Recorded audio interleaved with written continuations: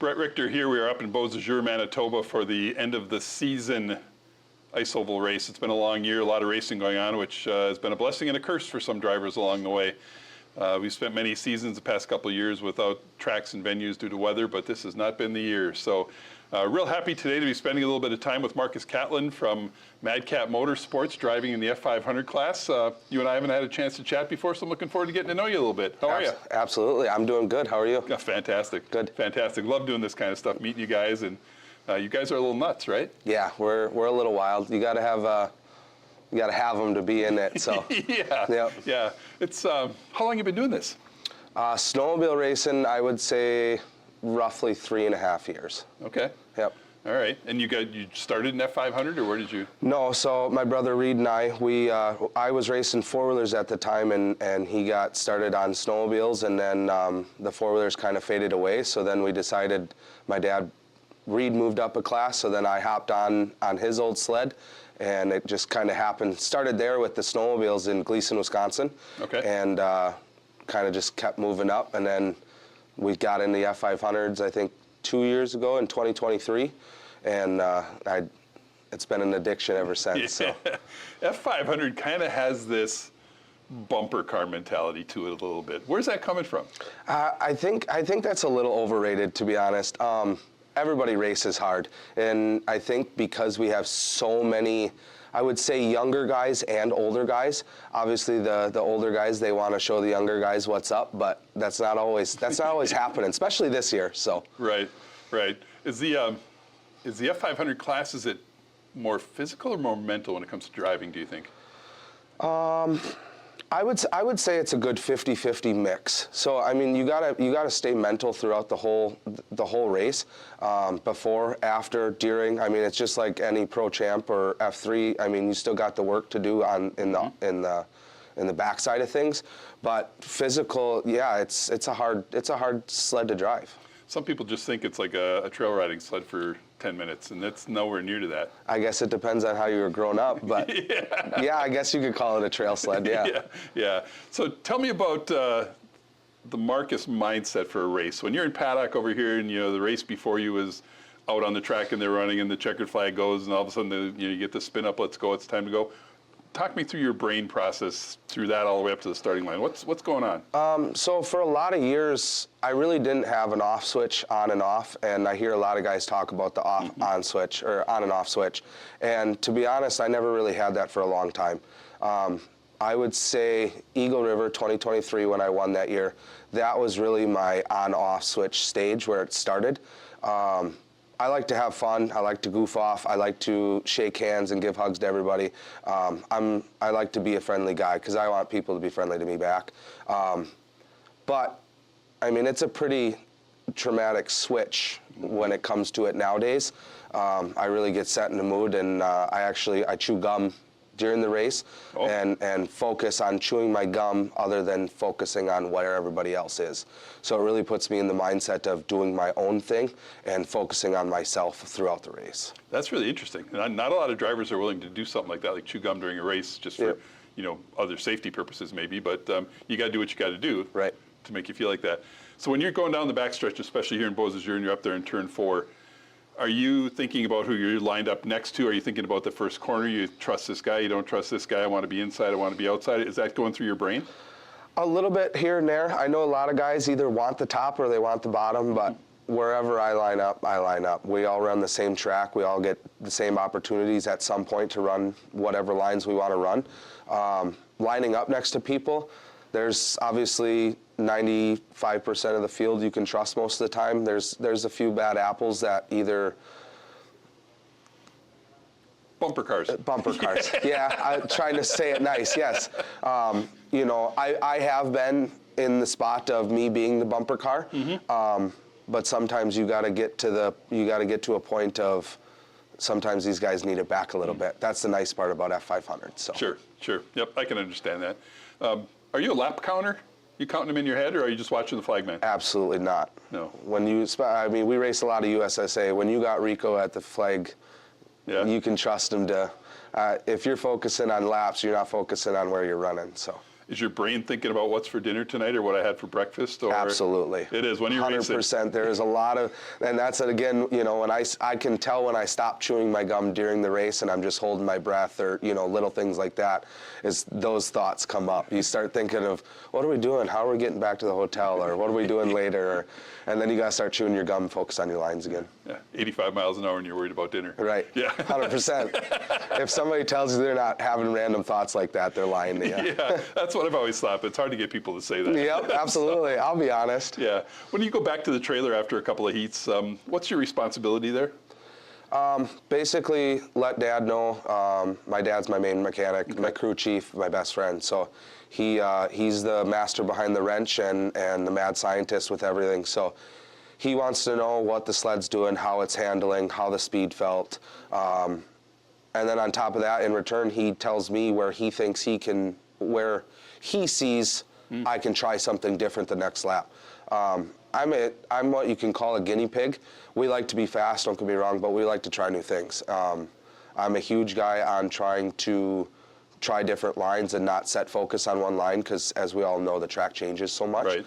So I try to focus on trying different lines. That way, if a certain line doesn't form through the day the way I want it to, you always have options. So Sure.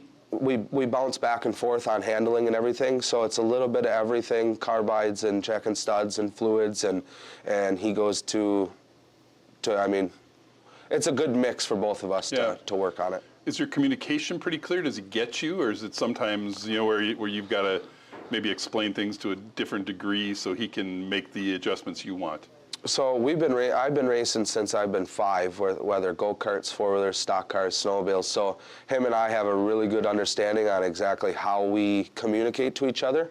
You know, as to where somebody would go to a different trailer talking about stuff, and usually there's different words being used for the same thing, basically, you know. Right. So it's, between Dad and I, it's pretty good, clear communication. That's fantastic. That's Yeah. great. It's, in the end, it's such a neat community of people, and to have family and friends involved, and it's just a great thing. So if you can do this with your family.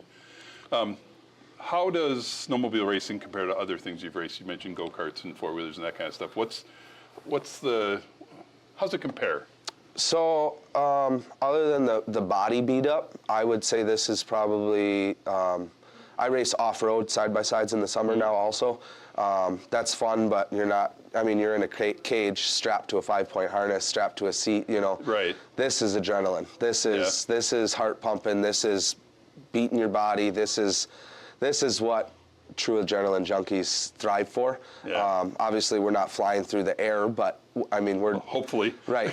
But you know, we're doing here at Beausejour. I mean, you're doing 80, 90. Yeah. Champ guy's doing 100 miles an hour. So I mean, this is fun racing. So. And it's not uncommon to go into a corner and have a ski come and bump you in the shoulder. 100%, absolutely. You know, people just think it's, you know, you're kind of like in this bubble, and you're not in a bubble at all.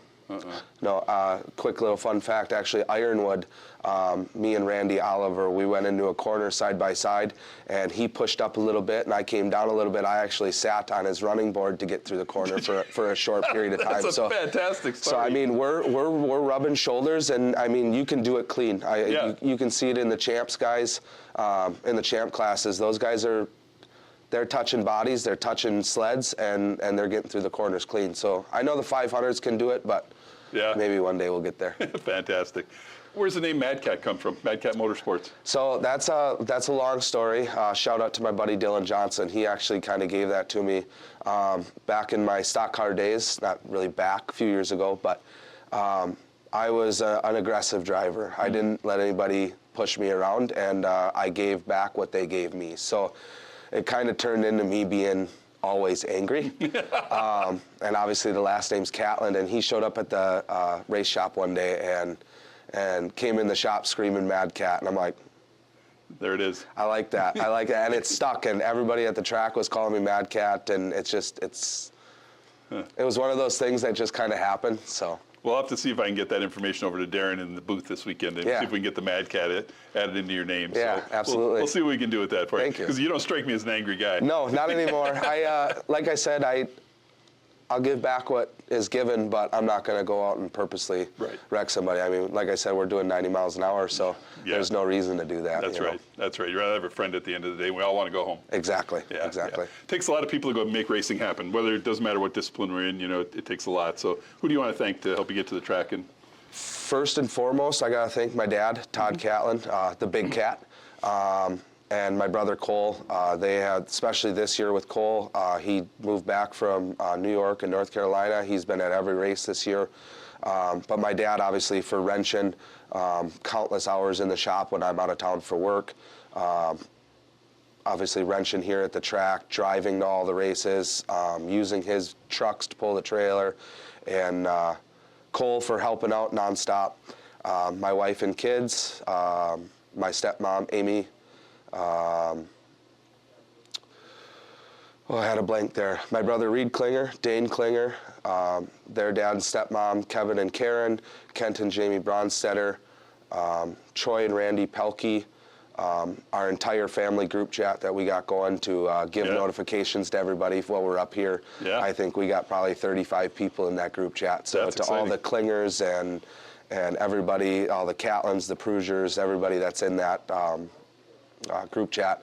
My brother Zach for helping whenever he can.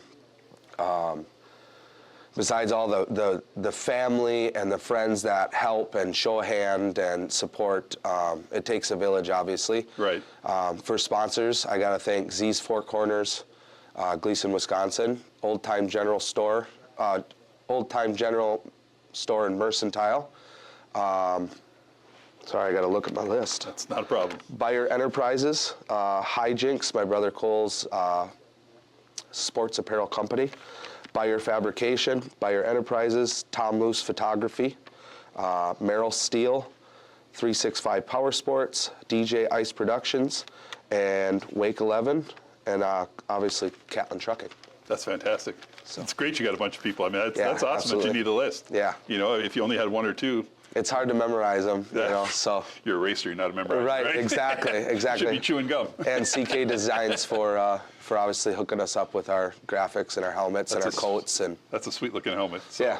Yeah, so this is the helmet you're going to be looking for when you see the F500 class on the big track here in Beausejour this weekend. So we're going to finish you off with the FXR Fast 10. You ready? I've been waiting. Yeah, I bet. Would you prefer to have physical strength or mental agility? Oh, physical strength. Would you rather have a rewind button or a fast forward button for life? Rewind. Would you rather live in a bustling city or a secluded countryside? Countryside. Would you rather be slightly cold or slightly warm? Slightly warm. Would you rather have nonstop music or no music ever?